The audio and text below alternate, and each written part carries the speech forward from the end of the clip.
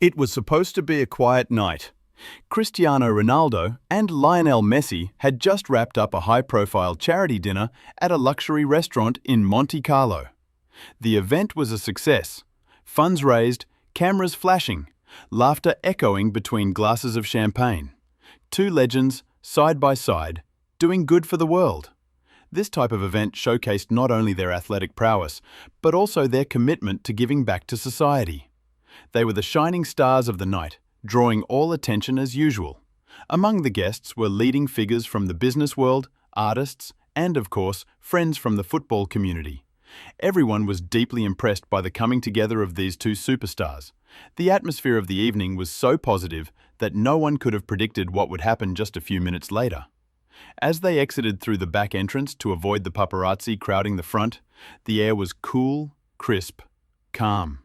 Too calm. This tranquility felt like the calm before a storm. Unlike the usual throngs of crowds that awaited them after such events, there was no one in the back alley this time. While initially appearing to be an advantage, this absence actually hinted at danger. As they walked, the alley was dimly lit, contrasting sharply with Monaco's glittering streets. High walls and garbage bins made this narrow passage even more isolated. Messi smiled slightly and turned to Ronaldo, saying, "We're pretty tired today, aren't we, Cristiano?"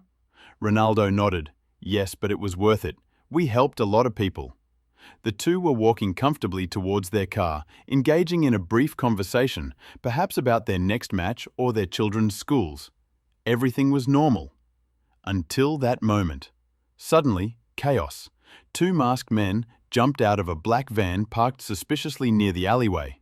Shouts erupted. One of them had a gun. The other held a small black duffel bag.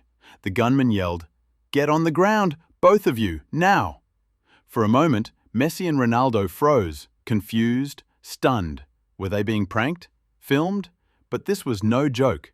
The seriousness of the situation hit them squarely in the face with the glint of the gun and the cold, determined tone of the men's voices. Within seconds, Ronaldo instinctively pushed Messi behind a dumpster and stepped forward. This was a clear demonstration of his leadership qualities, not just on the field, but also in a moment of danger. Messi watched, stunned, unsure of what to do in the face of Ronaldo's sudden action. "Take whatever you want, just calm down," Ronaldo said, raising his hands. His voice was surprisingly calm given the situation. He was trying to de-escalate the tension. The attackers didn't want cash or watches. They wanted history. The second man pointed to the bag Ronaldo was carrying, his personal bag, holding a limited edition signed jersey from his Real Madrid era. This jersey wasn't just a piece of clothing. It was a priceless souvenir representing a significant period in Ronaldo's career, countless victories and records. It was also an icon synonymous with him. Meanwhile, one of them turned to Messi. "Give me the ring." Messi was wearing the rare commemorative Ballon d'Or ring given only to select players in history, a priceless artifact, not in money but in meaning. The Ballon d'Or was the most prestigious individual award in football, and this ring was a symbol of Messi's countless achievements, talent, and football genius. Stealing it would not only be a material loss, but also a historical and moral robbery. The masked man grabbed Messi's wrist roughly, trying to rip the ring off. Messi looked at the man with a pained expression, utterly surprised. Ronaldo, without a moment's hesitation, stepped in, grabbed the attacker by the shoulder, and shoved him. Big mistake. The man turned back, aimed the gun directly at Ronaldo. For a split second, time froze. The air was practically electric. Ronaldo's determination and Messi's worry were clearly visible in this frozen frame. The gun barrel gleamed, and the tension in the atmosphere was thick enough to cut with a knife. This was the most critical moment of their lives. Just as the trigger was about to be pulled, a loud crashing noise echoed from the alley's far end. The restaurant's security guard, an ex-military man, had been watching the scene unfold on the external camera. He'd grabbed a metal trash can lid and hurled it at the van to distract them. It worked. Let's take a quick break here to remind you how you can support our video. If you're enjoying this story and want to see more content like this, please don't forget to like the video.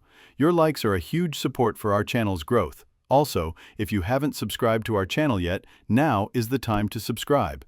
If you turn on the notification bell, you'll be instantly notified when new videos are uploaded. And of course, you can help us reach more people by sharing this story with your friends. Thank you in advance for your support. Now, let's get back to our story. In the split second of confusion, Ronaldo lunged forward, tackling the gunman, while Messi swept the duffel bag aside with a kick. The fight was short, messy, and clumsy. These were footballers, not fighters, but adrenaline can do amazing things. As Ronaldo grappled with the fallen man, Messi tried to distract the other assailant. This was less a coordinated attack seen on a football field and more a desperate struggle for survival by two men. Ronaldo tried to gain control of the armed man's arm, refusing to let go despite taking a few punches. Messi, with his agility, disrupted the other man's balance, preventing him from getting too close. The masked men, realizing things were getting out of control, fled into the van and sped off into the night. They disappeared into the darkness, shrinking into a silhouette. But it wasn't over. Inside the duffel bag, left behind during the scuffle, were dozens of photos and papers. The attackers had been watching them for days. This was a targeted hit. Not a robbery. It was personal. The documents inside the bag clearly showed that they were not just random victims, but had been followed for a long time. Maps, satellite images, personal information, and plans, everything indicated that this attack had been meticulously prepared. This revealed that the incident was much deeper and more disturbing than a simple robbery. Security footage was quickly pulled from the restaurant, and the local police arrived in minutes. Messi and Ronaldo sat quietly on the curb outside, still catching their breath, still in disbelief. The shock of the incident hadn't fully worn off. As the police cordoned off the scene, ambulance personnel came to check their minor injuries. Ronaldo's bleeding knuckles and Messi's reddened wrist were physical evidence of the tension they had endured. As they began to give their statements, they relayed every detail of the horror they had experienced to the police. This incident would have not only physical, but also psychological effects.